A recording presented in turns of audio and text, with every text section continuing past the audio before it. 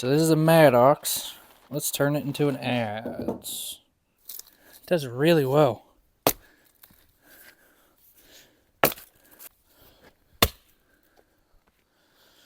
Luckily, I got a nice hickory sapling that I can work with.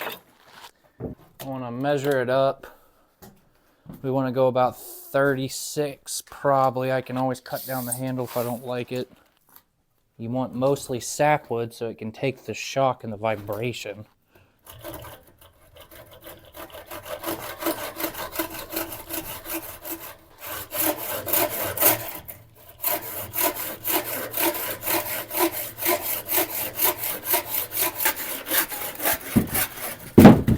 There.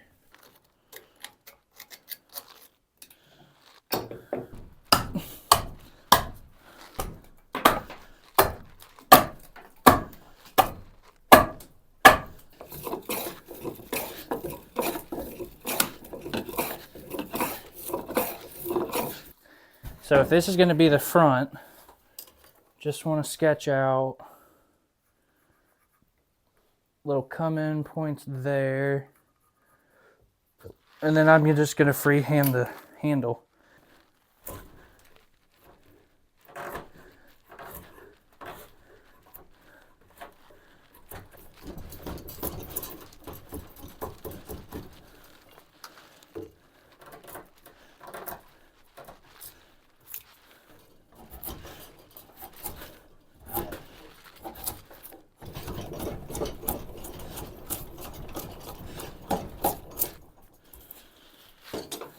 So we got our two front curves. Boop, boop. Now we want to follow this curve down, back around. So we're going to put a dip here, right in there.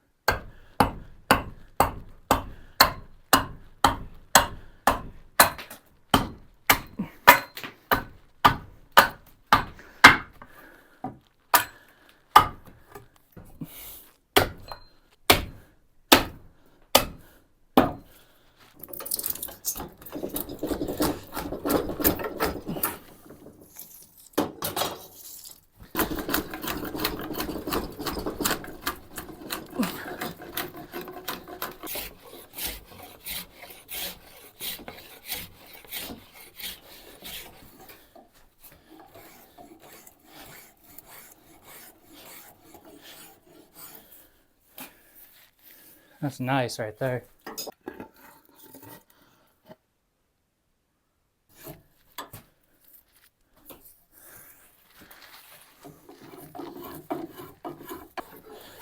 And it's mostly getting stuck on the corners. So as it gets shaped and the corners get softened, won't have as much of a problem. Name of the game is patience.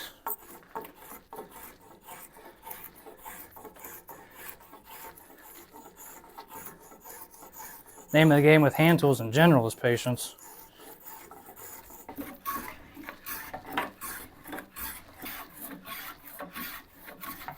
It's the first adze handle I've made. It's not even an adze, it's a freaking mattocks that I'm going to use and turn into an adze.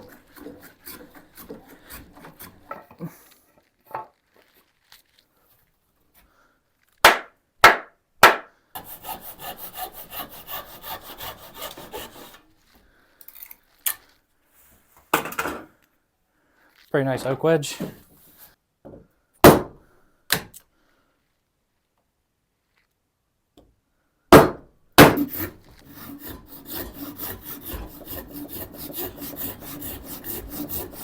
Now, I do not use glue very often. This is one scenario, one case where using glue is probably a good idea.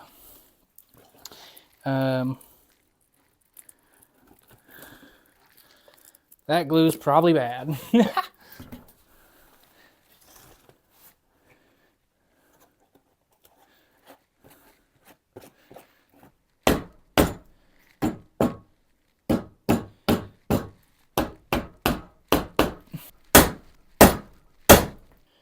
It's stupid tight now. I'm just going to use a rasp to just clean up those corners a little bit.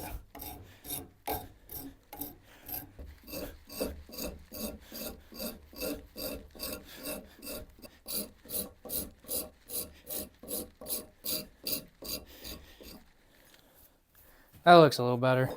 I was going to just chamfer it, but I think I'm just going to round it because I was missing one of the corners.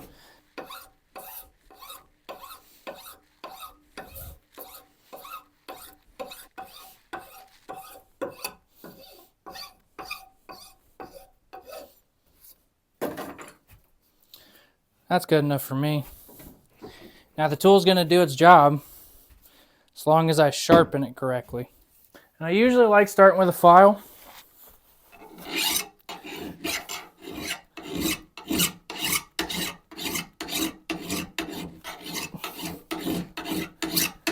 Because if you properly know how to use it, it'll remove the material quick. I prefer to try and go with something with a curve, like a scrub iron. Because the goal is to remove as much material as possible, as quick as possible. And with a flat blade, it'll dig in. So I think we've mostly got the inside bevel shaped. I do want to throw a bit of a bevel on the back. Just a small bevel. Now we're going to put a small edge here.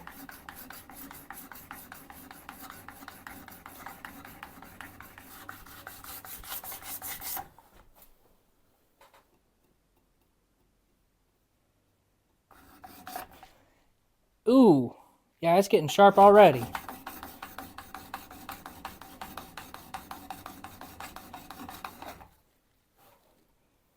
Bumped my knuckle on it and sliced away a little skid.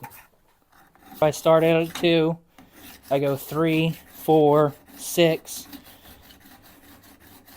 8, 12, 3.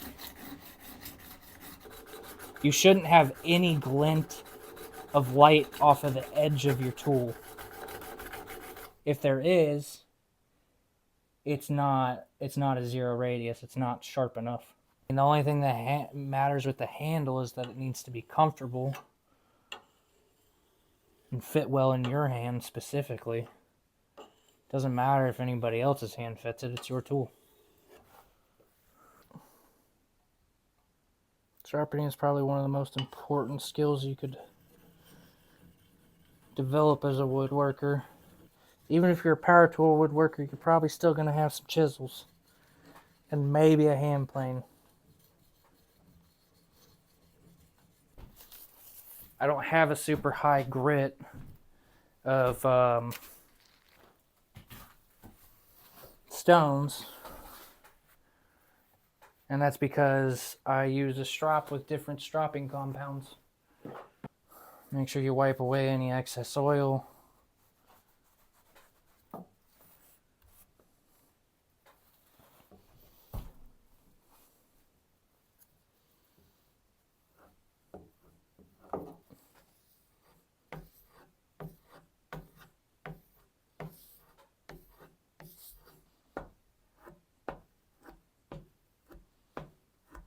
I usually don't like using sandpaper. I much rather use a card scraper.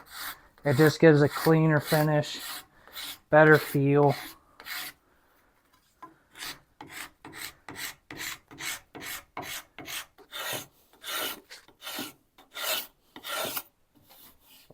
And I'll probably use sandpaper just to take any extra nicks out or anything. And then I'll come back in with the card scraper one more time, just to clean up the rest of the surface. I still haven't gotten to the point where I can get a good enough finish off of just card scraper and hand plane.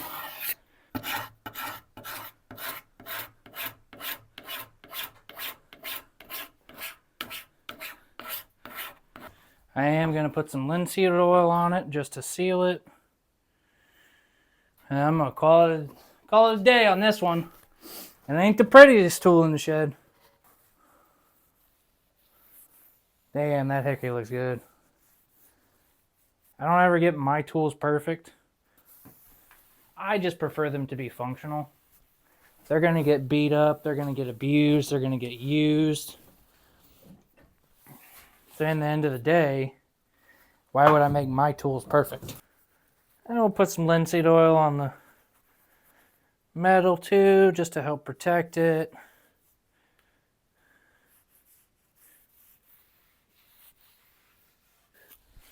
Now the most important part of a tool restoration is how does it work?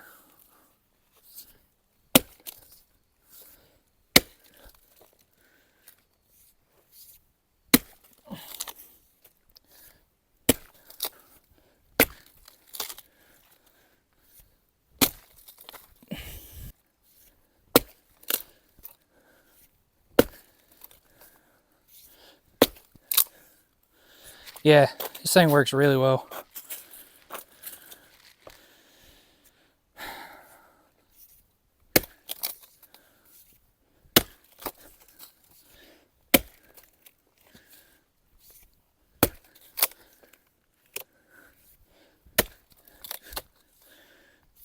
Now all I gotta do is oil the handle once a day for a week, once a week for a month,